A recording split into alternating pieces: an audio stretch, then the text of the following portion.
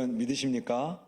네, 오늘도 하나님께서 일하시고 그 일하심 가운데 우리가 순응하고 동참한다라면 이 예배 한 번의 예배를 통해서도 우리는 반드시 변화될 줄로 믿습니다. 오늘은 이젠 다른 방법이 없습니다 라는 좀 제목으로 함께 좀 말씀을 좀 나누려고 합니다.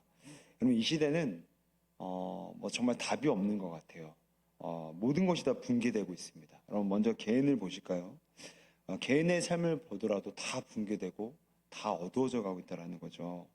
요즘 한국에서 급증하는 것을 보게 되면 뭐 마약, 술, 성매매, 이 불륜입니다. 그러니까 더 이상 윤리와 도덕이라고는 붕괴가 아니라 실종돼 버릴 만큼, 이 실종이라는 단어가 더 어울릴 만큼 완전히 한계치에 다다른 것 같습니다.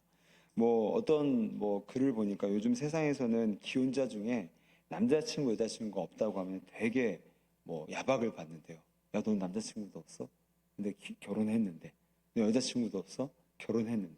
그러니까 이게 세상에서의 굉장히 지극히 상식선의 얘기를 하는 거죠. 예전에 우리나라 그 선교 초기에 들어왔던 한 미국 선교사의 기록에 따르게 되면 이 아이들이 술에 취해서 우리나라 아이들이 술에 취해 길에 엎어져 있거나 아니면 술에 취해서 비틀거리며 돼지 오줌볼을 차며 축구를 하는 모습들을 어느 마을 가나 다 봤더라는 거예요. 그러니까 그만큼 어린아이에게까지도 술을 먹일 만큼 술에 관대했던 나라. 근데 이제는 술뿐만이 아니라 마약, 성매매, 불륜, 여러 가지 중독들에 굉장히 간대해지다 보니까 점점 더 개인의 삶이 붕괴되고 있다는 거죠. 이런 얘기를 들으면 목사님 저는 술, 마약, 도박 이런 거 안 하니까 괜찮지 않나요? 라고 반문할 수 있겠지만 우리의 삶의 양상만 좀 다를 뿐 우리의 삶을 보십시오. 우울과 비교의식, 질투, 미움, 시기, 강박, 낮은 자존감, 불안, 험담, 정죄 등으로 우리 개인의 내면은요 어마어마한 지금 붕괴 상태에 다다르고 있다는 거죠. 그 어둠의 깊이가 너무 깊어서 쉬면 저 깊은 곳에조차도 완전 붕괴되고 있는 우리 개인의 실존의 삶을 우리는 주목하고 지금 볼 수가 있다는 겁니다. 자, 그런가 하면 개인의 삶뿐이겠습니까? 국가를 보십시오. 여러분, 국가의 기본적인 경쟁력이 뭐죠? 국가의 기본적인 경쟁력. 인구입니다. 네. 제가 더 이상 큰 길 설명 안 하더라도 지금 우리나라가 어마어마한 지금 이 인구 감소율을 아마 다들 뉴스를 통해서 보셨을 거예요. 저도 뉴스를 통해서 봤는데 이번 3분기에 따르게 되니까 한국의 출생률이 0.7명이라고 합니다. 0.7명. 그러니까 역대 최저예요. 이 며칠 전에 뉴욕타임스 기사를 보게 되니까 한국의 인구 감소가 중세의 흑사병 때보다 더 빠른 속도로 인구가 줄고 있다는 거예요. 그러니까 선진국에서 인구를 감소하는 그 측정하는 기준에서 한국은 독보적이고 그래서 한국은 굉장히 연구할 만한 가치가 그러니까 굉장히 부정적인 가치이긴 한데 그럴 만큼 전 세계가 지금 한국의 지금 인구 감소율을 주목할 수밖에 없을 정도로 굉장히 가파르게 지금 뚝뚝 떨어지고 있다는 거죠. 제가 얼마 전에 지인과 얘기를 들어보니까 인천에서 이건 제가 지인에게 개인적으로 들은 얘기라 100% 확실한 건 아닌데 지금 인천에서는 둘째인가를 낳으면 첫째가 아니라 둘째부터는 한 달에 150만 원을 준다고 합니다. 한 달에 150만 원. 1년 동안. 그러니까 제가 억울해 죽겠어요. 좀만 더 늦게 낳고 인천 가서 낳을 걸.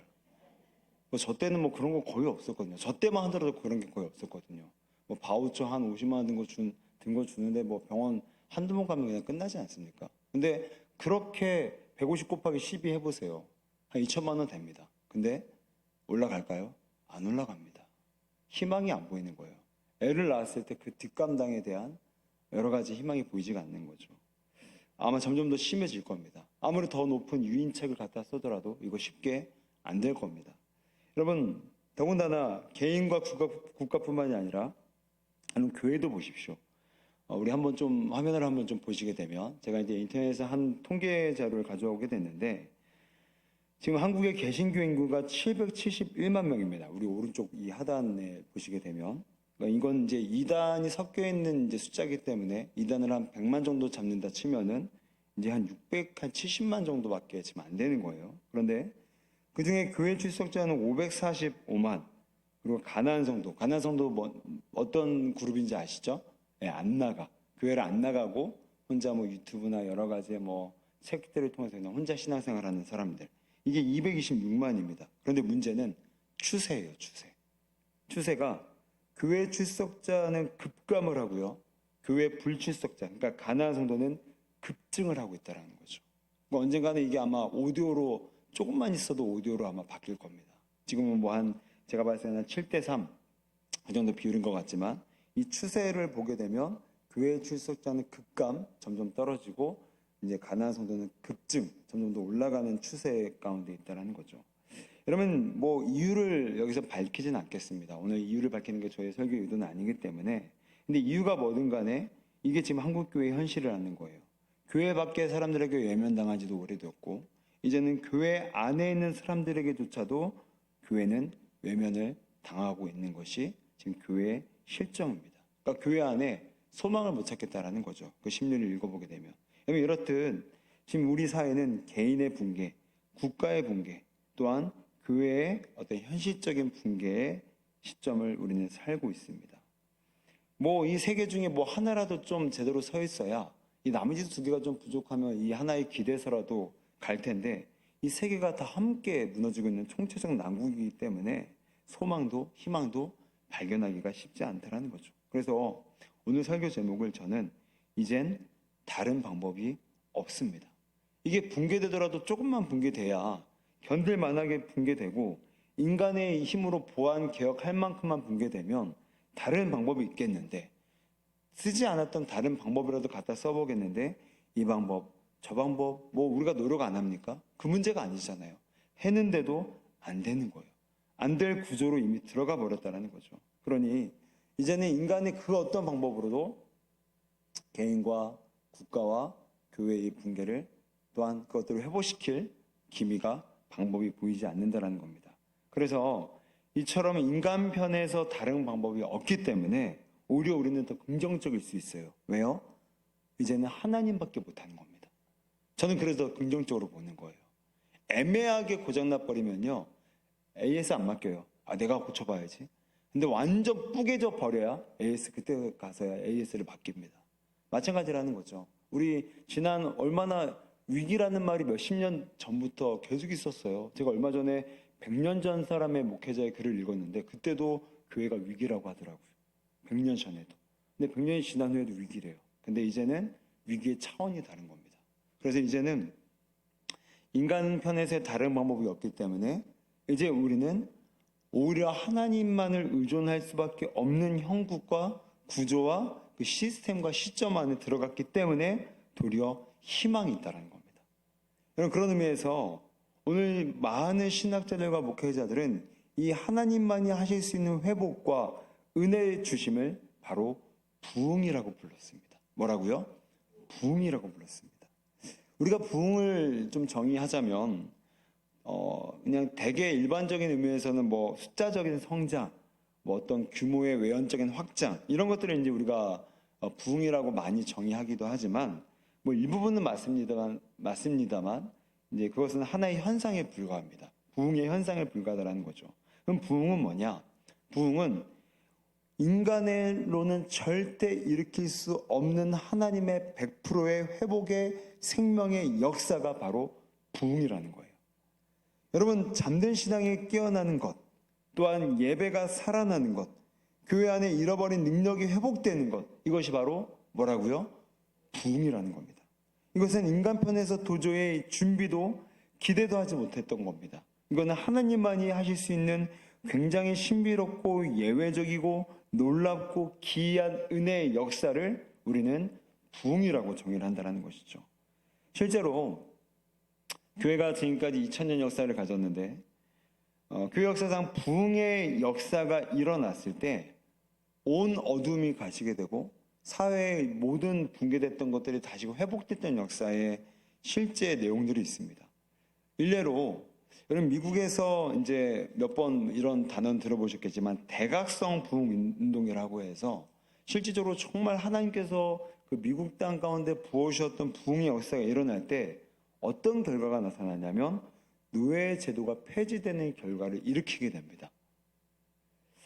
또 하나, 영국에서 이제 웨일즈라는 지역이 있는데, 이 웨일즈 지역이 부흥이 일어났을 때, 그 당시에 좀 자료를 제가 좀 이렇게 보게 되니까, 이 기간 동안 술집은 단 한 군데만 빼놓고 다 문을 닫았습니다. 그리고 음주와 관련되어 처벌을 받은 사람이 이 부흥기 전에는, 뭐 그래봤자 며칠 전, 몇 달 전인데, 1,528명에서 음주로 처벌받은 숫자가 1,528명에서 무려 5,490명으로 확 줄어버리게 됩니다. 그러니까 거리가 깨끗해지고 길거리에 술 마시는 사람들이 사라지고 술집이 문을 닫고 어떤 마음과 사회의 정화가 동시에 일어나게 됐다는 거죠. 또한 도박사들이 떠나고 가정의 불화가 치유되고 특별히 우리나라에서 일어났던 이 평양에서 일어났던 부흥으로 인해서 이 북강리교회 선교사였던 해리스라는 이 선교사님의 보고에 따르게 되면 이렇게 얘기를 하더라고요.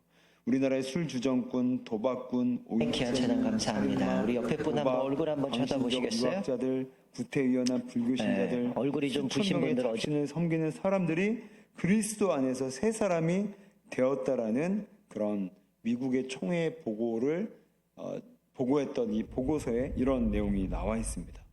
이렇게 사실 우리가 부흥을 이렇게 생각하면 제 이런 일례의 실제 얘기를 듣고 있노라면 나랑은 너무 머리가 거리가 먼 얘기다. 그런데 이런 뭐 노예제도가 폐지가 되고 뭐 길거리가 변하게 되고 이런 거대한 변화가 아니더라도 하나님의 부흥의 역사가 일어나게 되면 굉장히 일상적인 삶에서도 사사로운 일에서도 뭐 이를테면 직장이 지겨웠는데 그 직장에 너무 가고 싶어지는 마음으로 변화가 되기도 했고요. 기록에 따르게 되면 또한 이상한 사소한 문제로 헤어졌던 두 사람이 그 부부가 다시금 연합했던 기록까지 아주 사소하고 일상적인 기록까지 이 부흥이 일어난 시기 때 어마어마하게 일어났다는 기록들을 보게 됩니다. 그렇습니다.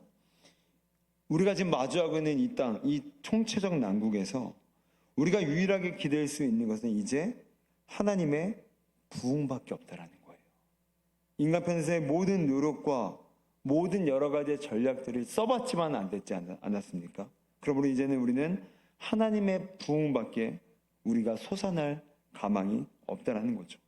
자, 오늘 본문 앞에는 우리가 읽으셨던 본문 앞에는 그 유명했던 황금송아지 숭배 사건이 나오게 돼요. 그런데 이때 이스라엘 백성들의 모습은 사실 지금 우리 사회와 이 타락한 시대와 굉장히 흡사합니다. 이때 당시도 완전히 종교적이나 이 윤리 도덕들이 완전히 다 붕괴되었던 것처럼 보여요. 왜냐하면 우리 출애굽기 32장 6절 말씀을 화면을 통해 보시게 되면 이튿날에 그들이 일찍이 일어나 번제를 드리며 화목제를 드리고 백성이 앉아서 먹고 마시며 일어나서 뛰놀더라. 그럼 맨 마지막 단어가 뭐였죠? 뛰놀더라. 여러분 여기서 뛰놀더라는 단어가 어떤 걸 얘기하냐면 성교를 얘기합니다. 성교. 그러니까 지금 이스라엘 백성들이 황금송아지를 세워놓고 그 앞에서 다 집단으로 성교를 하고 있는 거예요. 그러니까 완전히 그 종교적 축제와 아주 야사시한 그런 분위기에 휩쓸려서 사람들이 가족이건 친구건 이웃이건 간에 다 옷을 홀라당 벗어번지고 그 황금송아지 앞에서 집단 성교라는 장면이 바로 이 뛰놀더라는 단어라는 거죠. 그럼 결국 하나님은 이 진노의 칼을 빼들어서 그 자리에 있는 수많은 사람들을, 특별히 우상숭배 가담자들을 죽이게 됩니다. 또 하나 더욱이 하나님의 임재를 상징하던 구름 기둥이 사라져버리게 돼요. 여러분 이스라엘은 완전히 망조로 들어가게 됩니다. 우상숭배에 가담했죠. 우상숭배에 가담했던 수천 명의 사람들이 죽음을 당했죠. 더군다나 하나님의 보호와 하나님의 임재를 상징했던 구름 기둥이 이스라엘을 떠나버리게 됩니다. 이제 이스라엘은 망조로 들어가는 거예요. 냅둬도 죽을 팔자로 그들 스스로가 놓이게 됐다는 거죠. 그런데 오늘 33장을 넘어오시게 되면 그 죽을 분위기가 완전히 회복되는 급반전의 모습이 나오게 되는데, 특별히 우리 화면에서 33장 10절을 보실까요? 모든 백성이 회막문에 구름 기둥이 서 있는 것을 보고 다 일어나 각기 장막문에 서서 예배하며. 구름 기둥이 사라져서 이제 백성들은 완전히 그냥 무방비 상태로 놓이게 된 겁니다. 하나님의 보호가 떠났다는 것은 이들에게는 더 이상 막을 방패가 없는 거예요. 그런데 그런 이스라엘 백성들에게 단지 한 장을 건너왔을 뿐인데 지금 10절에 보게 되니까 구름 기둥이 그들 가운데 서 있는 것을 보게 됐다라는 거예요. 하나님의 임재가 다시금 회복됐다라는 겁니다. 하나님의 보호가 다시 한번 재개됐다는 겁니다. 완전히 죽을 수밖에 없었던 덫에 놓였던 이스라엘의 운명이 이제는 회복과 변화와 생명의 역사로 완전히 급반전을 지금 보여주고 있다는 거죠.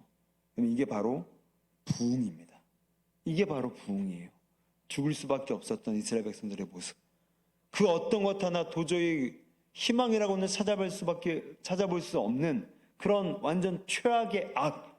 이 상태에서 단지 한 장을 우리가 접고 건너왔을 뿐인데 33장에서는 구름 기둥이 일어나게 되고 예배가 다시 한번 일어나게 되고 살소망이 보여지는 완전히 지금 뉘앙스와 분위기가 달라지게 됩니다. 이게 바로 하나님의 부흥이라는 거예요. 미국의 그 암흑 땅 가운데에서 노예 제도가 폐지가 됐던 부흥이 일어났던 것처럼 영국의 수많은 술집 상점들이 문을 닫고 또한 범죄자가 급 감소했던 것처럼 도저히 희망을 하나 찾아볼 수 없었던 우리나라 평양 1900년도 초반 애들이 술에 취해 비틀거리고 있고 애들이 술에 취해서 돼지 오줌볼을 차면서 깔깔대고 희망과 미래라고는 쳐다볼 수 없었던 그 땅 가운데 하나님의 평양 대부운동이 일어났을 때 그 땅이 회복됐던 것처럼 오늘 이스라엘 백성들도 단지 한 장을 건넜을 뿐인데 죽을 사자에서 다시금 살아날 수 있는 놀라운 회복의 모습을 지금 보여주고 있다는 거죠. 그래서 오늘은 이 본문을 통해서 이 중간에 이 32장과 33장 사이에 도대체 어떤 일이 있었기에 이들에게 이러한 반전의 은혜가 일어났는가, 함께 이 부흥의 두 가지의 단서, 부흥을 일으켰던 두 가지의 마중물을 함께 살펴볼 때에 우리의 심령 가운데도, 우리의 가정 가운데도, 우리의 국가 사회 가운데도 하나님의 부흥의 은혜가 있으시기를 우리 주님의 이름으로 축원드립니다. 우리 첫 번째 부흥의 마중물은 바로 기복신앙의 회개입니다. 다시 한번요. 부흥의 첫 번째 마중물은 기복신앙의 회개예요. 여러분, 이스라엘 백성들이 이 금송아지 우상을 제작한 의도가 뭔지 다 아시죠? 자기들은 빨리 젖과 꿀이 흐르는 가나안 땅에 가고 싶은 거예요. 그런데 모세가 하나님의 명령을 받아서 이제 십계명 받으러 산에 올라가 버리잖아요. 그래서 이제 시간이 막 흐르는 겁니다. 그러니까 사람들은 빨리 젖과 꿀이 흐르는 땅에 들어가야 되는데 왜 우리가 여기 지체하고 있어야 돼? 우리 그러면 하나님 기다리지 말고 모세 기다리지 말고 우리가 그냥 신하다 만들어다가 뭐 우리를 인도하면 됐지. 그게 하나님이든 뭐 황금송아이든 그게 무슨 상관이야. 우리만 젖과 꿀이 흐르는 땅에 도착하면 되지. 어디로 돌아가는 게 무슨 상관이냐고. 이러한 의도를 갖고 황금송아지를 만들었다는 거죠.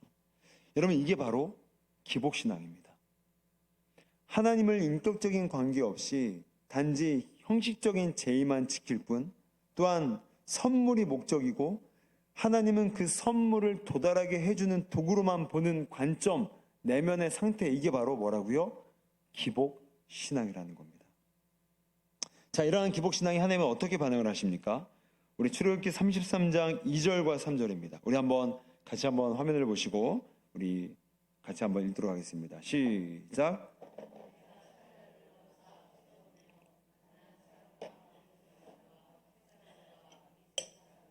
히 사람과 여부스 사람을 쫓아내고 너희를 젖과 꿀이 흐르는 땅에 이르게 하려니와 나는 너희와 함께 올라가지 아니하리니 너희는 목이 고든 백성인즉 길에서 너희를 진멸할까 염려함이라 하시니.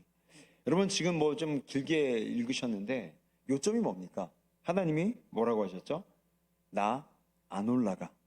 너희는 젖과 꿀이 흐르는 땅 데려다 줄게. 가나안에 데려다 줄게. 그런데 나는 너희와 함께 올라가지 않을 거야. 기복신앙에 대한 하나님의 태도는 단호합니다. 하나님은 기복신앙과 함께하지 못하십니다. 존재 자체가. 그래서 함께 하심을 거절하는 거예요. 여러분, 하나님은 함께 하시지 못하겠다라는 겁니다. 여러분, 그러면 이스라엘 백성들이 하나님과 함께하지 않은 채 가나안에 가게 되면 여러분, 그것은 복입니까? 저주입니까? 저주죠. 왜냐하면 이어지는 우리 시편의 말씀이 이걸 정확하게 이렇게 말씀을 합니다. 우리 시편 106편. 그러므로 여호와께서는 그들이 요구한 것을 그들에게 주셨을지라도 다 준 거예요. 그래, 적각 꿀이 흐른 땅 들어다 줄게. 줬다라는 거예요. 주실 수 있다라는 거예요. 그런데 그들의 영혼은 쇠약하게 하셨도다. 선물 받을 수 있습니다. 하나님 없어도 적각 꿀이 흐른 땅 소유할 수 있습니다. 하나님 없는 돈 가질 수 있고, 하나님 없는 명예 가질 수 있고, 하나님 없는 출세 있을 수 있어요. 그런데 그것들은 내가 받았을지라도 그들의 영혼은 쇠약하게 하셨도다. 하나님 없는 복은 우리에게 복이 될 수가 없다라는 겁니다. 여러분, 그래서 나중에 실질적으로 우리 이스라엘 백성들이 적과 꿀이 흐르는 땅 가나안에 들어갔을 때도 하나님과 관계가 서먹서먹해질 때는 그들의 내면은 어떻게 됐습니까? 계속해서 두려움과 틈만 나면 지도자를 모세를 원망하고 그들 가운데 여러 가지의 저주의 마음들이 들리는 것을 봤을 때 하나님 없는 적과 꿀은 그들에게 복이 아니라 저주였다는 거죠. 여러분, 하나님이 없는 돈, 하나님이 없는 인맥, 하나님이 없는 우리의 승진, 우리 더 이상 복이 아니라 쇠약함의 지름길일 수 있다는 겁니다. 자, 우리 요한복음 6장 15절을 화면을 다시 한번 보실까요? 그러므로 예수께서 그들이 와서 자기를 억지로 붙들어 임금으로 삼으려는 줄 아시고 다시 혼자 산으로 떠나 가시니라.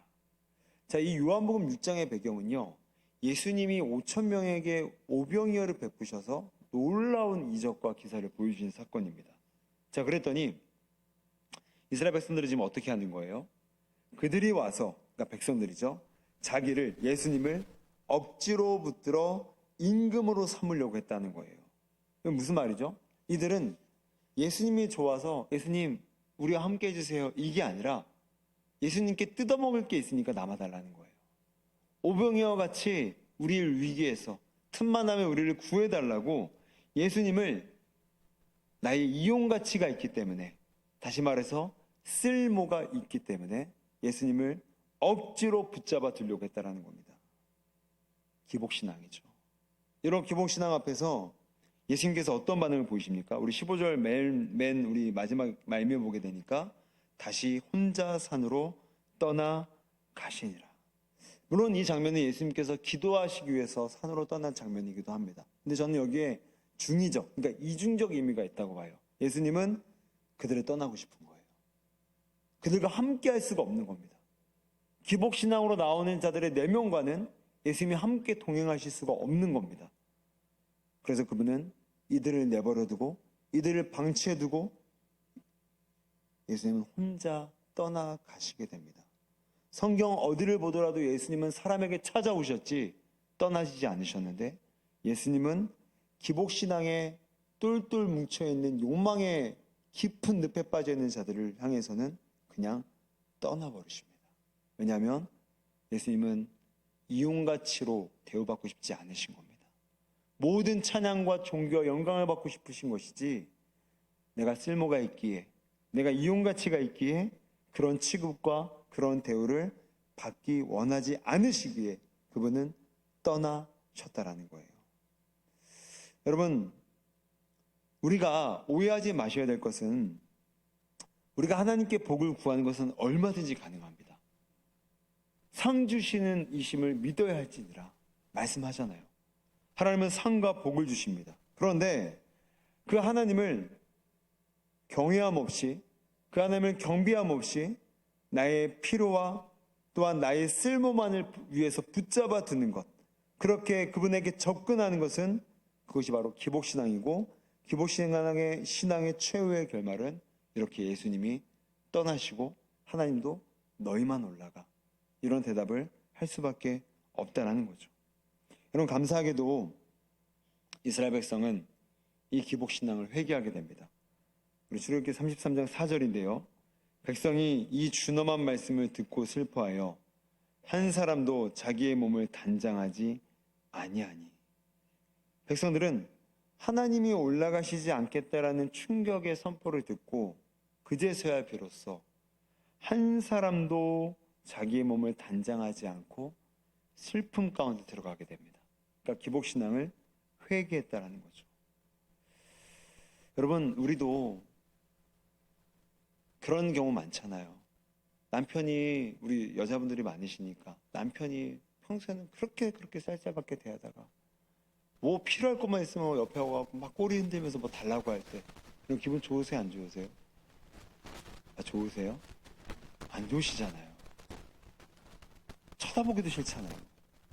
제가 제 첫째 아들 은희가 3살 때 이제 너무 애가 이쁘니까 제가 가끔 슈퍼에 들려서 퇴근할 때 과자를 사다 줬어요, 몇 번.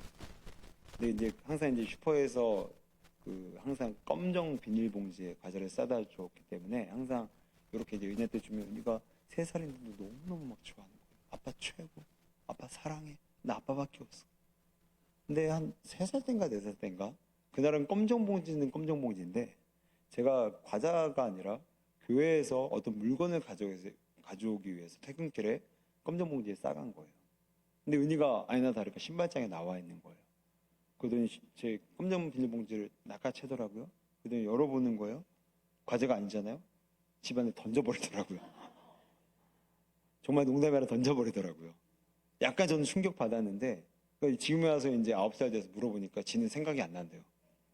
항상 사람은 지가 불리한 것만 생각을 지워버리는 아주 악한 마음이 있는 것 같아요. 여러분, 우리 인간도 이렇게 하나님에 비하면 존엄함이 없는 인간도 나를 이용가치로 대하면 씁쓸하고 그 사람과 함께하기 싫잖아요. 그리고 그 다음부터는 그 사람과 약속하지 않잖아요. 가족이니까 그냥 어쩔 수 없이 참고 사는 거지. 이게 뭐 친구자 이웃인데 나를 이용가처럼 안 봐? 그러면 가족도 헤어질 판인데 그런 사람과 함께하고 싶겠습니까? 근데 하나님이 우리를 향해서 그렇다면 우리 인생이 얼마나 안타까워지겠습니까? 너 나를 쓸모로만 봐? 너 나를 이용가치로만 봐? 그럼 나도 너 이용가치로만 봐볼까? 물론 이렇게 안 하시겠지만 하나님이 얼마나 그 마음을 아파하시겠습니까? 여러분, 이스라엘 백성들은 회개했습니다. 끝끝내 이렇게 가지 않고 그들은 회개하게 됩니다.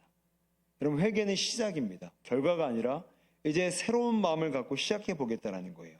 이렇게 기복신앙을 회개했던 이스라엘 백성들을 향해서 하나님은 33장을 중간을 거치면서 그 백성 가운데 다시금 놀라운 부흥의 은혜를 주시게 되는 거예요. 언제요? 회개했을 때. 사랑하는 성도 여러분, 이제 연말입니다. 여러분, 올해 가운데 올해를 사시면서 여러분의 영혼과 인생 가운데 하나님 앞에 접근할 때 여러분의 기복신앙은 무엇이었습니까? 기복적인 마음은 무엇이었습니까?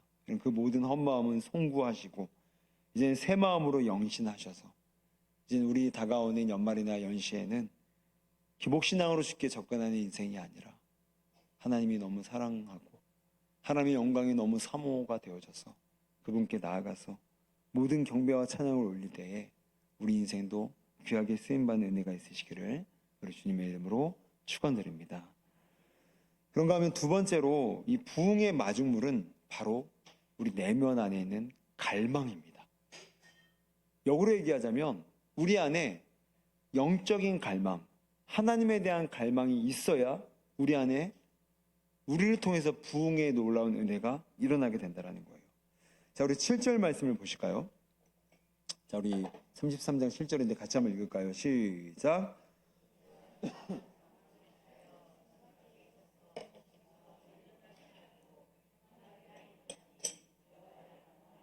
다 진박한 회막으로 나아가며. 그럼 모세는 지금 어떤 행동을 하고 있냐면 진 밖에, 그러니까 백성들이 모여 살던 곳을 이제 진이라고 표현을 합니다. 근데 그 진 밖에다가 회막을 세우게 돼요. 이 회막은 뭐냐면 이 영어로 텐트 오브 미팅입니다. 텐트, 그러니까 뭐 장막이라고 얘기할 수 있죠. 오브 미팅, 그러니까 뭐 만남, 그러니까 만남의 장막. 그러니까 쉬운 말로 하자면 이 회막은 지금 모세가 기도하기 위해서, 기도로 하나님과 만남을 갖기 위해서 일부러 진이 아닌 진 밖에다가 회막을 세웠다라는 거예요. 여러분, 이미 앞에서 아까도 읽으셨지만 4절에서 모든 백성들은 하나도 빠짐없이 다 회개합니다. 슬퍼합니다. 단장하지 않고 하나님 앞에 애통하는 마음을 가졌어요. 그러면 부흥의 마중물로서 이 회개는 충분하지 않을까요? 근데 모세는 충분하지 않았던 것 같아요. 모세는 여기에 추가적인 행동을 이 7절에서 한 번 더 하는 겁니다. 백성들은 회개 정도로만 그쳤지만 역시 지도자는 달랐던 것 같아요. 모세는 거기다가 추가적인 행동으로서 진 밖을 나와서 머리를 세우고요, 회막을 세워서 거기에 중보기도를 시작했다는 겁니다. 근데 여러분, 모세가 왜 더 이런 추가적인 행동을 했을까요?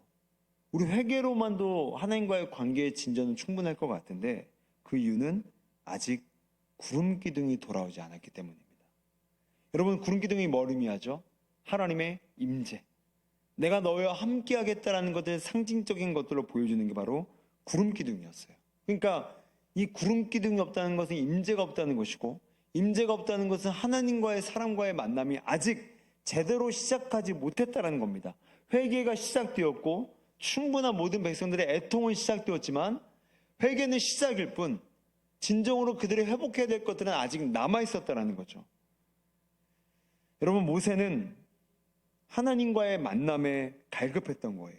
왜냐하면 하나님의 우리 인생의 근원인데 그 근원 대신 하나님의 임재가 없기 때문에 모세는 결핍을 느끼게 됩니다.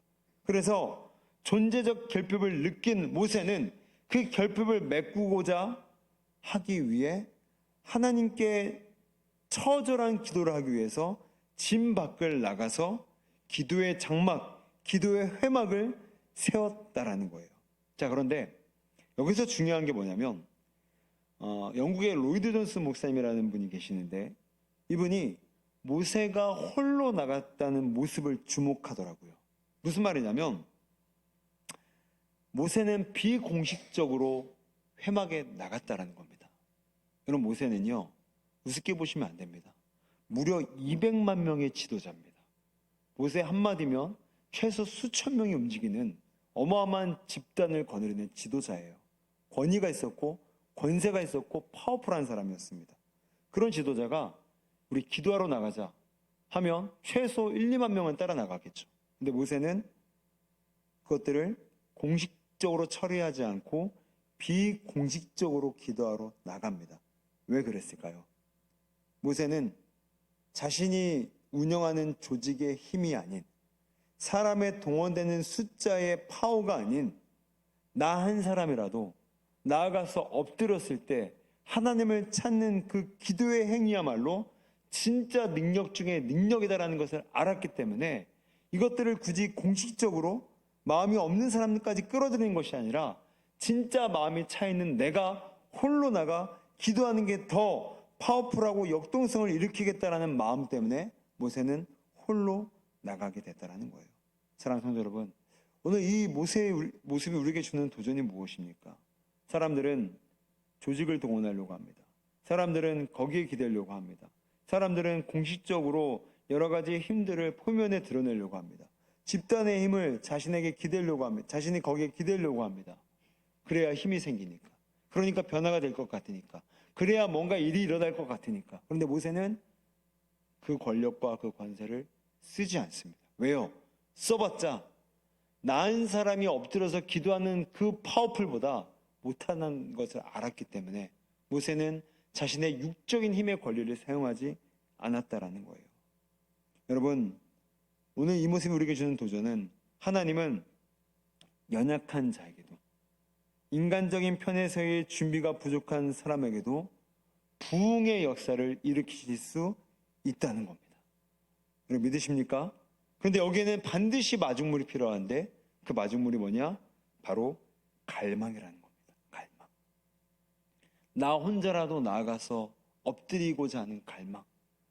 이 백성의 무너짐이 있지만 나 혼자라도 나아가서 하나님의 부흥을 경험하고 다시 이 짙은 어두움이 해소되기를 바라는 갈망, 다시 한번 주저앉은 한국교회가 일어나서 회복되기를 원하는 그 갈망이 모세로 하여금 혼자 나가서 기도하게 만들었고 하나님은 그 한 사람, 기도의 사람을 통해서 놀라운 부흥의 역사를 부어주시게 됐다라는 거예요.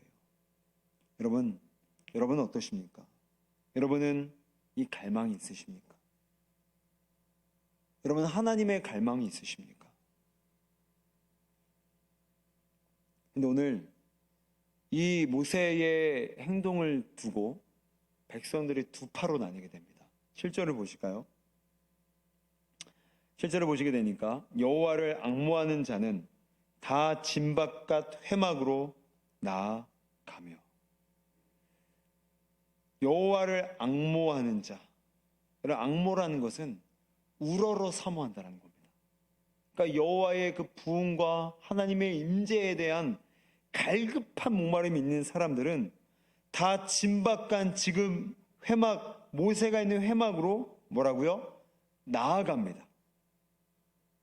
자기 안에 갈망이 있으니까, 물론 모세가 시작했지만 그 모세가 일으키고자 했던 부흥 운동에 나 역시 나도 모르게 빨려가는 거예요. 왜요?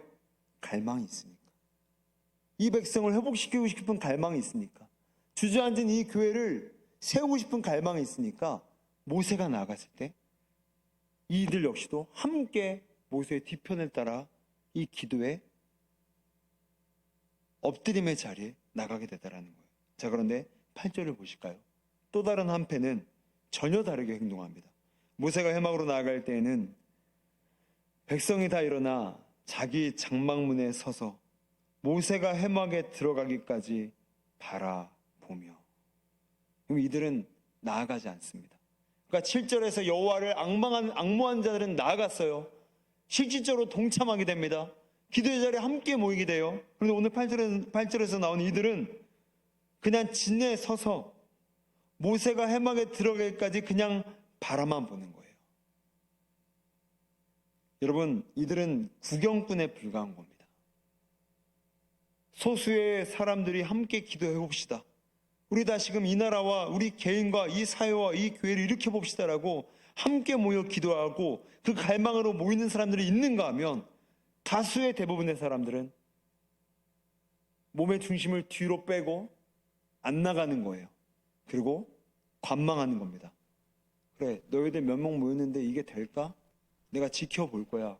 그 정도 인원? 그 정도 동원된 숫자? 안 될걸? 안 되는 게 당연한 상식 아니겠어? 나는 지켜만 볼 거야. 구경하는 거예요. 바라만 보는 겁니다.